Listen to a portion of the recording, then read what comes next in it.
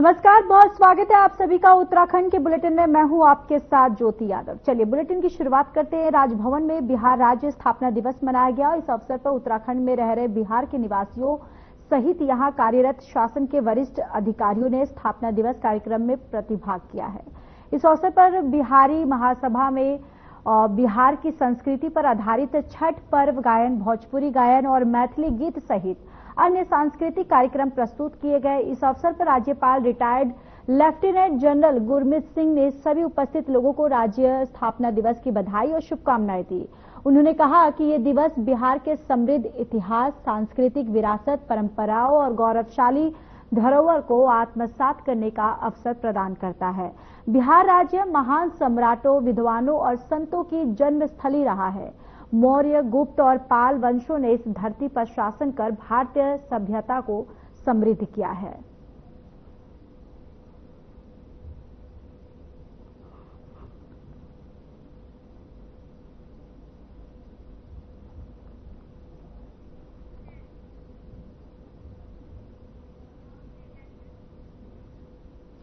Vigilance court ने cabinet मंत्री गणेश जोशी को भ्रष्टाचार निवारक अधिनियम के तहत 156 के अंतर्गत दर्ज याचिका में राहत दे दी है।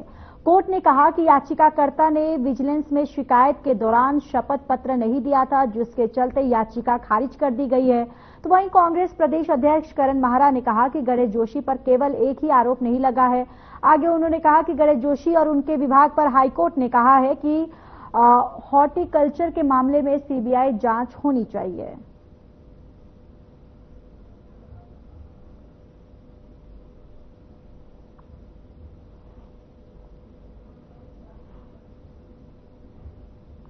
तुम बचा रहा हो तो भाई सफरी जी का एक मिनट देखिए, मुझे लगता है आपको गणेश जोशी जी की ज्यादा चिंता है।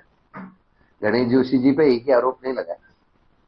गणेश जोशी जी पे, उनके विभाग पे हाईकोर्ट ने कहा है कि हॉर्टिकल्चर के मामले में सीबीआई जांच होनी चाहिए।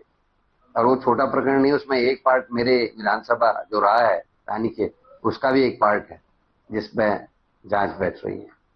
दूसरा, सैन्य धाम को लेकर भी कई चीजें सामने आई हैं। तो एक चीज में क्लीन चिट मिलने में बीजेपी उनको पूरी तरह से क्लीन कर दे रही है, गजब है। और वैसे भी हमको पता है बीजेपी पर वॉशिंग मशीन है। जब बलात्कारियों को, हत्या करने वालों को क्लीन चिट दे दे रही है तो फिर ये तो छोटे मोटे मामले। यहाँ पर 15 दिन तक तुम बचा रहा हो तो भाई सफरी जी का उत्तराखंड की धामी सरकार अपने कार्यकाल के 3 साल 23 मार्च को पूरा करने जा रही है और बीजेपी प्रदेश प्रवक्ता विनोद सुवाल, जिला अध्यक्ष राजेंद्र तडियाल के साथ बीजेपी कार्यालय ऋषिकेश पहुंचे, जहां पर प्रदेश प्रवक्ता ने कार्यालय में प्रेस कॉन्फ्रेंस की और उन्होंने पत्रकारों को संबोधित करते हुए कहा कि धामी सरकार राज्य को विकास की ओर अग्रसर करने का काम कर रही है।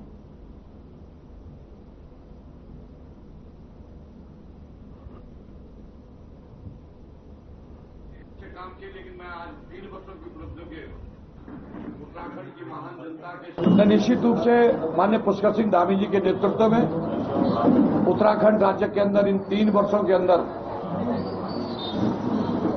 विकास के सोपान स्थापित किए गए।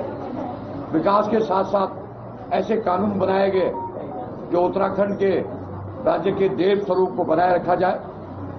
मैं आज हर्ष के साथ आप लोगों के साथ इस बात को शेयर कर रहा हूं कि उत्तराखंड ऐसा पहला राज्य है जो यूसीसी लागू जिसने उत्तराखंड के अंदर किया है। उत्तराखंड एक ऐसा पहला राज्य, उत्तराखंड ऐसा राज्य है जिसने सख्त धर्मांतरण कानून उत्तराखंड राज्य के अंदर बनाया। उत्तराखंड एक ऐसा राज्य है माननीय पुष्कर सिंह धामी जी के नेतृत्व में जिसने भू कानून बनाया। उत्तराखंड की महान जनता के सहयोग से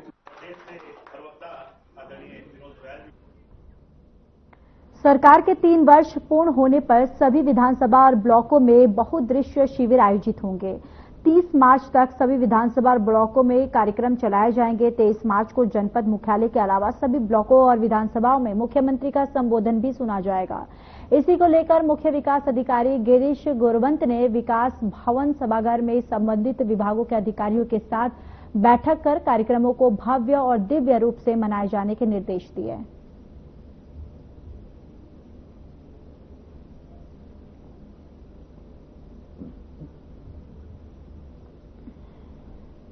इसका कार्यकाल पूर्ण हो रहा है तो इस अवसर पर जन सेवा थीम के अंतर्गत 22 से लेकर 30 मार्च तक जिला मुख्यालय पे, विधानसभा क्षेत्रों में और ब्लॉक मुख्यालयों पे विभिन्न कार्यक्रम हम लोग आयोजित कर रहे हैं। इसमें मुख्य कार्यक्रम 23 तारीख को जनपद मुख्यालय पौड़ी के रामलीला ग्राउंड में किया जा रहा है, जिसमें कि विभिन्न जो स्टॉल्स हैं डिपार्टमेंट्स के वो लगाए जाएंगे। बहुउद्देशीय शिविर, चिकित्सा शिविर का आयोजन किया जाएगा।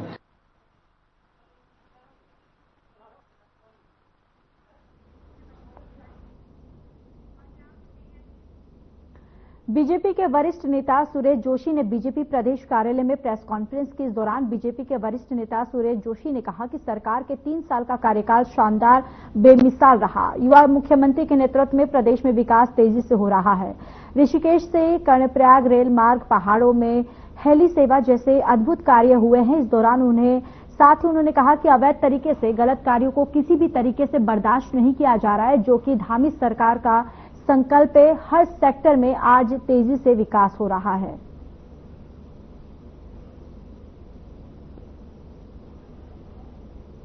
इन 3 वर्षों में एक युवा मुख्यमंत्री ने युवा सोच और एक स्ट्रांग विल पावर से जो धामी जी ने 3 वर्षों में काम किए हैं, उसको उत्तराखंड के लिए मैं ये कह सकता हूं कि एक मील का पत्थर साबित होगा। हमने जो हमारा उत्तराखंड सबसे प्यारा, सबसे न्यारा उत्तराखंड है, उस उत्तराखंड में जो देवभूमि के नाम से जाना जाता है, देवभूमि के स्वरूप को बरकरार रखने के लिए जो सारे काम करने चाहिए थे, चाहे हमारा जो यहां का अध्यात्म है, हमारे ऋषि मुनियों की जो ये तपस्थली है, उसको अधिक से अधिक लोग यहां पर कैसे आएं, कैसे उत्तराखंड को समझें, उसके लिए मुख्यमंत्री जी ने जहां एक और रोड कनेक्टिविटी, एयर कनेक्टिविटी और रेलवे कनेक्टिविटी भारत सरकार के साथ मिलकर के उस पर एक बड़ा प्रयास किया। उधम सिंह नगर के किच्छा में स्वतंत्रता संग्राम सेनानियों के संबंध में बयान देकर विवादों में घिरे पूर्व राज्य मंत्री एवं कांग्रेसी नेता सरवर यार खान को लिखित माफीनामा देने के बाद विवाद सुलझता हुआ नजर आ रहा है। कांग्रेसी नेता बयान के बाद लगातार उनके खिलाफ विरोध प्रदर्शन कर भाजपाइयों और अन्य लोगों द्वारा ज्ञापन के माध्यम से कार्यवाही की मांग की जा रही है।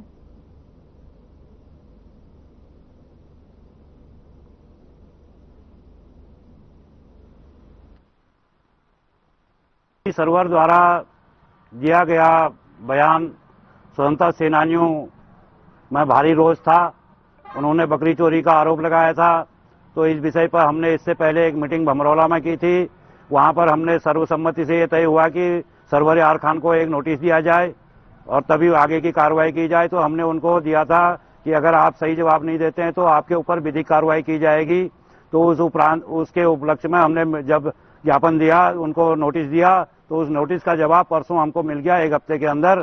तो 1 हफ्ते के अंदर जब उन्होंने चलिए आगे बढ़ते हैं। जनपद उधम सिंह नगर के मुख्य चिकित्सा अधिकारी के निर्देशों के अनुपालन में जनपद के सभी ब्लॉकों में ब्लॉक स्तर पर आशा वर्करों को 3 दिवसीय प्रशिक्षण दिया जा रहा है। उसी क्रम में जसपुर के सामुदायिक स्वास्थ्य केंद्र परिसर में भी जसपुर ब्लॉक क्षेत्र की 153 आशा वर्करों को राष्ट्रीय स्वास्थ्य मिशन आशा कार्यक्रम प्रोग्राम के तहत HBNC और HBYC को लेकर प्रशिक्षण दिया गया।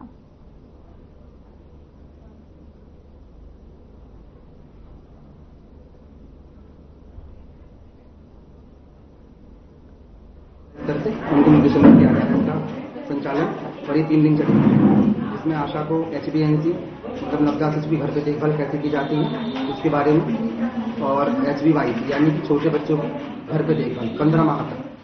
क्योंकि पहले होता क्या था कि HBNC प्रोग्राम जो आया था उसके बाद HBYC नहीं था उस समय, तो आशा केवल 12 दिन तक बच्चे से संपर्क में रहता था। तो उसके आगे जो दिक्कतें होती थी वो पता नहीं लग पाता था क्या प्रॉब्लम है। सरकार के आदेशों के बाद प्रदेश भर में अवैध मदरसों के खिलाफ कार्रवाई की जा रही है। जनपद उधम सिंह नगर की बात करें तो जगह जगह अवैध मदरसों के खिलाफ कार्रवाई देखने को मिल रही है। जनपद के सितारगंज, काशीपुर और जसपुर खुर्द में भी 1 दर्जन से अधिक अपंजीकृत अवैध मदरसों को सीज किया गया है। जिलाधिकारी नितिन भदौरिया के नेतृत्व में प्रशासन की टीम ने रुद्रपुर में अवैध मदरसों के खिलाफ अभियान चलाया गया।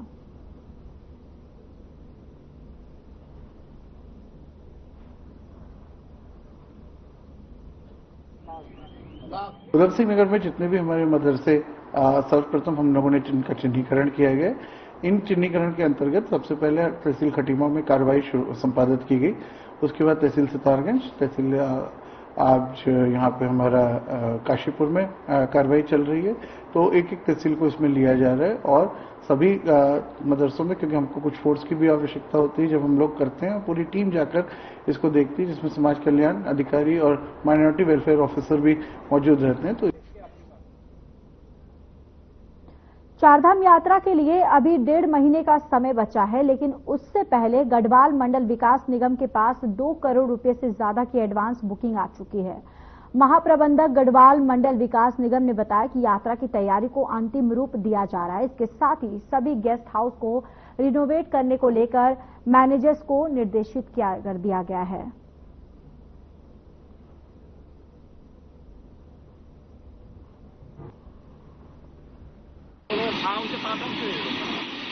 देखिए, चारधाम यात्रा की तैयारियों में हमने आज बैठक करी है अपने जो हमारे जनरल मैनेजर से उनके साथ, और हमारा प्रयास है कि चारधाम यात्रा से पहले चारधाम यात्रा रूट पर जो भी हमारे गेस्ट हाउसेज हैं, सबसे पहले तो उसमें जो भी माइनर या मेजर रिपेयर वर्क हैं उसको फिट कर लिया जाए। तो रिपेयर वर्क के लिए निर्देशित कर दिया गया है। और चूंकि कई जगह ऐसी भी हैं जहां पर काफी ज्यादा मात्रा में बर्फ भी है, तो वहां कार्य बर्फ थोड़ा सा पिघलेगी उसके बाद ही प्रारंभ होगा। तो इस संदर्भ में जो हमारी प्रशासनिक कार्रवाइयां हैं वो हम लोग आज लग करके उसको पूरा कर रहे हैं। आध्यात्मिक गुरु रहे पायलट बाबा के निधन के बाद उनके शिष्यों में इस संपत्ति को लेकर विवाद अभी तक थमा नहीं है। हरिद्वार में शिष्यों को एक गुट ने मीटिंग कर प्रेस कॉन्फ्रेंस की और पायलट बाबा के उत्तराधिकारी पर कई गंभीर आरोप लगाए। पायलट बाबा की शिष्या पूर्णानंद गिरी ने कहा कि आश्रम में गुंडा तत्वों का बोलबाला हो गया है, जिससे आश्रम के सेवादारों को भी खतरा है।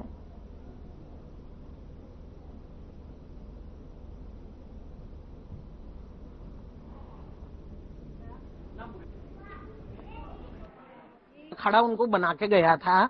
सबसे पहले हमारे गुरु महाराज की शॉर्ट सी फेल हो गई। सब लोगों को पता है, आप लोग तब भी थे, आप लोग अब भी हैं, कोई बात नहीं, गलती परिवार में होती है। उसके बाद महाकुंभ में भी ये फेलियर रहे, ये अपने आश्रम में रहे ही नहीं, बाबा की व्यवस्थाओं को इन्होंने संचालन ही नहीं दिया। उसके बाद भी चलो कुंभ का मेला भी हो गया, कोई बात, फिर तो लौटो घर में अपने। आज मेरे साथ सब लोग बैठने को तैयार हैं, इनके साथ बैठने को तैयार क्यों नहीं है? क्योंकि ऐसा है, हमने जब बाबा की संदिग्ध मौत हुई, जब बाबा जी हॉस्पिटल में एक्सपायर हुए दिल्ली में, मैं वहीं थी उस समय। उसके बाद बाबा जी को बॉम्बे ले जाया गया। उसके बाद बाबा जी को लेके आया गया, जिससे बाबा जी की बॉडी सड़ गई थी। उत्तराखंड में 30 अप्रैल से शुरू हो रही चारधाम यात्रा के लिए ऑनलाइन पंजीकरण की शुरुआत हो गई है, जिसके लिए यात्रियों ने ऑनलाइन पंजीकरण करना शुरू कर दिया है। सरकार ने यात्रा शुरू होने से पहले श्रद्धालुओं की सहूलियत को देखते हुए पंजीकरण को 1.5 महीने पहले शुरू कर दिया है। तो वहीं ऑनलाइन पंजीकरण साथ ही चारधाम यात्रा में पहली सेवा के लिए भी पंजीकरण शुरू हो गए हैं। श्रद्धालु घर बैठे अपना ऑनलाइन पंजीकरण करा सकते हैं, जिसके लिए पर्यटन विभाग के अधिकारी वेबसाइट पर जाकर आधार कार्ड के माध्यम से ऑनलाइन पंजीकरण कराया जा सकता है।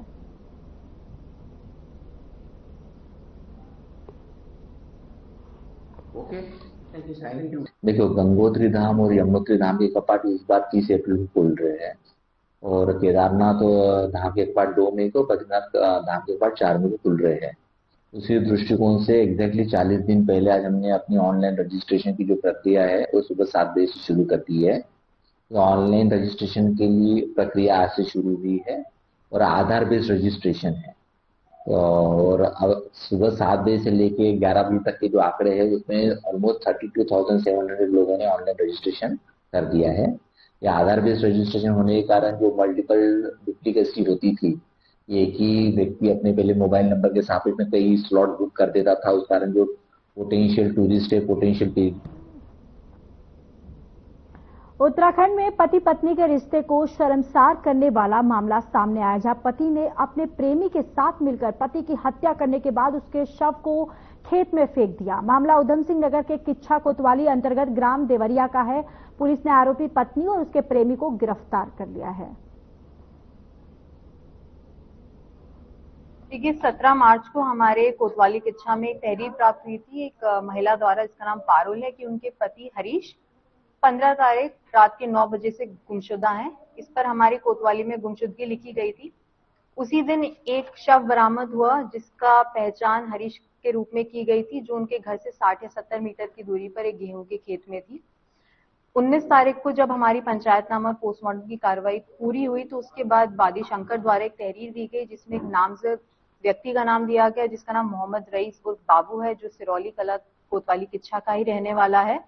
उसमें ये लिखा गया कि उनको शक है कि इस व्यक्ति द्वारा ही उनके भाई हरीश की हत्या की गई है। उत्तराखंड पुलिस ने तैनात एक महिला दरोगा से दुष्कर्म करने वाले आरोपी सिपाही को पुलिस ने गिरफ्तार कर उसे जेल भेज दिया है। तो वहीं हाल ही में महिला दरोगा ने देहरादून के पटेल नगर थाने में तहरीर देकर बताया था कि सिपाही असलम ने उसके साथ कई बार दुष्कर्म किया। इस खबर को भारत समाचार ने प्रमुखता से दिखाया। महिला दरोगा के बयान दर्ज कर उसकी मेडिकल जांच करवाई गई और इसके अलावा और भी कई साक्ष्य जुटाए गए।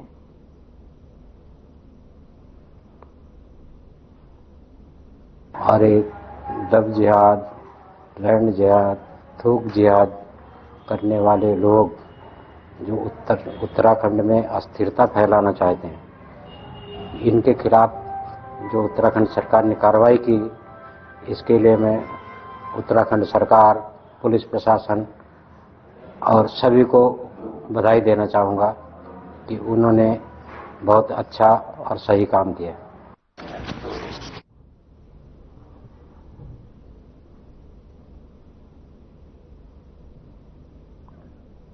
उत्तराखंड सरकार की अपर सचिव नीतिका खंडेवाल ने हरिद्वार जिले के नारसन ब्लॉक की स्थलीय निरीक्षण किया। इस दौरान उन्होंने पेयजल, सड़क, राष्ट्रीय आजीविका मिशन और ग्रामोत्थान परियोजना के अंतर्गत संचालित विभिन्न आजीविका गतिविधियों का गहन मूल्यांकन किया है। निरीक्षण के प्रथम चरण में भी वो निजामपुर गांव पहुंची।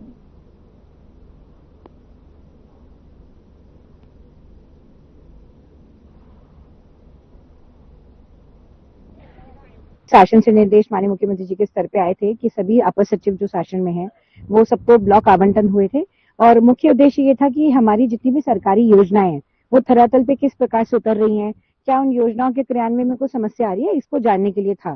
तो अभी जब मैं यहाँ पे फील्ड विजिट पे आई हूँ तो अभी निजामपुर गाँव में हम लोगों ने वहाँ पे बैठक। अल्मोड़ा नगर के न्यू इंदिरा कॉलोनी वार्ड में प्रस्तावित बार खोलने की सूचना से स्थानीय लोगों में आक्रोश फैल गया है और सिमकनी मैदान में स्थानीय निवासियों ने बैठक कर विरोध किया और बार खोलने से रोकने के लिए आंदोलन की रणनीति तैयार की है और स्थानीय लोगों ने डीएम को ज्ञापन देकर प्रस्तावित बार को नहीं खोलने की मांग की है। अगर हमारे कॉलोनी में बीच में एक बार खुलने की चेतावनी की बात की जाएगी तो पता चला है कि एक बार खुल रहा है यहाँ पर, तो इस विषय में सारे कॉलोनी वासियों ने रोष प्रकट किया है। उस संबंध में एक बैठक की गई है, उसमें हम एक ज्ञापन जिलाधिकारी महोदय को, आबकारी अधिकारी, जिलाधिकारी उनको देने के लिए यहाँ पर एकत्र हुए हैं। जिला विधिक सेवा प्राधिकरण पौड़ी की para legal volunteer Savitri Rawat ने LUCC कंपनी द्वारा धोखाधड़ी का शिकार हुई महिलाओं को विधिक जानकारियां दी। उन्होंने इस दौरान विधिक सेवा प्राधिकरण की ओर से दी जाने वाली सेवाओं को बताते हुए कहा कि समाज में फ्रॉड से बचने के लिए सतर्क रहने की आवश्यकता है। इसके साथ ही साइबर फ्रॉड से बचने के लिए अनजान लिंक या ईमेल पर क्लिक न करें।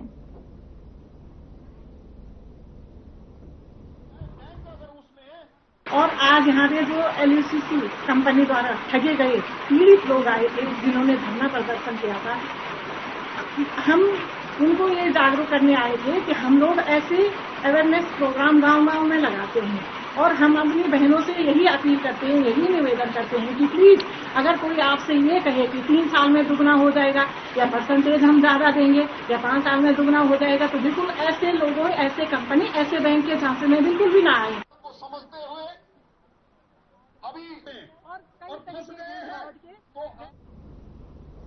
चलिए खबरों में आगे बढ़ते हैं। लक्ष्मण झूला थाना क्षेत्र अंतर्गत चीला शक्ति नहर में कोडिया पुल के पास दिल्ली के पास 5 पर्यटक नहाने उतर गए। गहराई और बहाव का अंदाजा नहीं होने की वजह से 2 पर्यटक नहर में बह गए और पर्यटकों ने अपने साथियों के नहर में बहने का नजारा देखा तो सहायता के लिए चिल्लाना शुरू कर दिया। इस दौरान एक स्थानीय दुकानदार ने पर्यटकों को चैन की मदद से किसी तरह सकुशल बाहर निकाला, जबकि दूसरा पर्यटक नहर में बह गया। मुख्यमंत्री पुष्कर सिंह धामी ने अपने दूसरी सरकार के 3 वर्ष कार्यकाल पूरा होने पर प्रेस कॉन्फ्रेंस किया। मुख्यमंत्री धामी ने प्रेस कॉन्फ्रेंस के जरिए बताया कि सरकार के पहले कार्यकाल में कोरोना महामारी की चुनौती सामने रही। चुनाव में दोबारा सरकार नहीं आने की मिथक को देवभूमि की जनता ने तोड़ने का काम किया और रेडी आपदा, सिलकियारा और हरिद्वार में जलभराव, केदारनाथ की आपदा, माड़ा गांव की लैंडस्लाइड जैसी चुनौती रही और सरकार ने सभी चुनौतियों पर काम किया। 4 जुलाई 2021 को भारतीय जनता पार्टी के हाईकमान ने, आदरणीय प्रधानमंत्री जी ने, मेरी पार्टी ने और देवभूमि उत्तराखंड की जनता की आशीर्वाद से काम करने का अवसर मिला और दूसरा कार्यकाल 23 मार्च 2022 से प्रारंभ हुआ और एक सरकार यहां पर गठित हुई, क्योंकि पहला कार्यकाल ऐसे समय में था जब कोरोना महामारी थी और उस महामारी से हम सभी जूझ रहे थे, पूरा देश।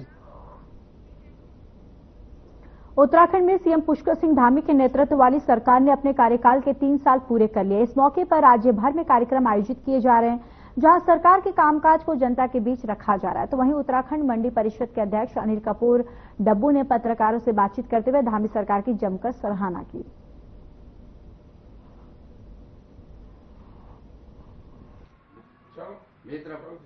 देखिए, 3 साल में देश की सर्वश्रेष्ठ सरकार गिनी जा रही है। बहुत बड़े काम, छोटे काम, आम जनता की समस्याएं सुलझाने के सारे कामों के लिए धामी सरकार और ऐसा मुख्यमंत्री न भूतो न भविष्य थी। सुबह 6 बजे से रात 12 बजे तक काम करने वाला मुख्यमंत्री देश को मिला है। बात की जाए यूसीसी से लेकर नकल कानूनों से लेकर संपत्ति में बच्चों की माता पिता के अधिकार से लेकर और भू कानून, तो कितने कानून ऐसे हैं कि जिनके बारे में अगर हम देहरादून के राजपुर रोड पर एसलहान के पास एलोरा बेकरी में आग लग गई और सूचना मिलते ही दमकल की 4 गाड़ियां आग बुझाने पहुंची। घंटों की मशक्कत के बाद आग पर काबू पा लिया गया।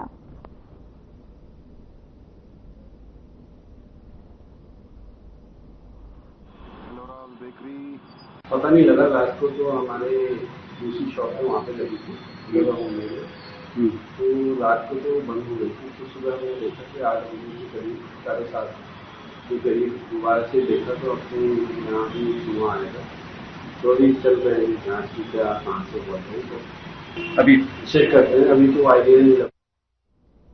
हल्द्वानी के चोर गलिया गोलापार रोड के 8 महीने के बाद भी निर्माण नहीं होने पर ग्रामीणों ने अनिश्चितकालीन धरना शुरू कर दिया है। हालांकि ग्रामीणों के धरने की खबर के बाद आनंद फानन में प्रशासन में सड़क बनाने के लिए प्रशासन ने पेड़ काटने का काम शुरू कर दिया है। तो वही धरने पर बैठे ग्रामीणों का आरोप है कि 8 महीने से प्रशासन का कहां सोया था। पिछली आपदा में पुल सहित गोलपुर को जोड़ने वाली चोर गलिया रोड पूरी तरह से बह गई थी।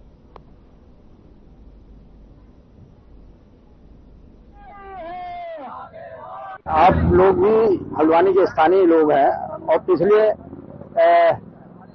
अभी जब राष्ट्रीय यहाँ पे खेल हुए तो आपका भी यहाँ आना जाना इतना है, प्रेस के लोग यहाँ कितने परेशान है ये हम देख रहे थे।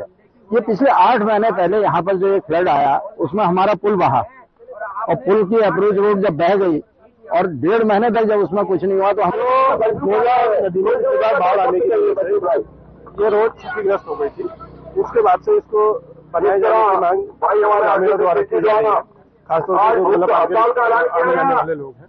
तो उसमें निर्माण कार्य शुरू करवा दिया गया है। दरअसल बीच में टेंडर हुए थे तो किसी कारण से पीडब्ल्यूडी ने बताया कि कैंसिल हो गया किसी टेक्निकल कारण से। कल टेंडर फाइनल हो गया है और आज काम शुरू कर दिया गया है। पेड़ों का कटाव महीने होने को जा रहे हैं। 8 महीने में कई बार उच्च अधिकारी को हमने अवगत कराया, ज्ञापन के माध्यम से, आंदोलन के माध्यम से, महापंचायत के माध्यम से। अभी पूर्व में हमने महापंचायत करी। महापंचायत में उच्च अधिकारी द्वारा आश्वासन दिया गया कि 15 दिन के समय में हम यहाँ पर रोड का कार्य प्रारंभ करेंगे, परंतु 5 दिन का समय हमने दिया। 20 दिन का समय हमें बात हुई, आश्वासन दिया कि 20 दिन के समय में यहाँ पर कार्य प्रारंभ किया जाएगा, पर आज 21वां दिन है। मैंने उनसे कहा था कि अगर हमारी 21वें दिन में अगर कार्य स्टार्ट नहीं हुआ तो 21वें दिन में हम भूख हड़ताल करेंगे और हम भूख हड़ताल करने के लिए बाध्य है।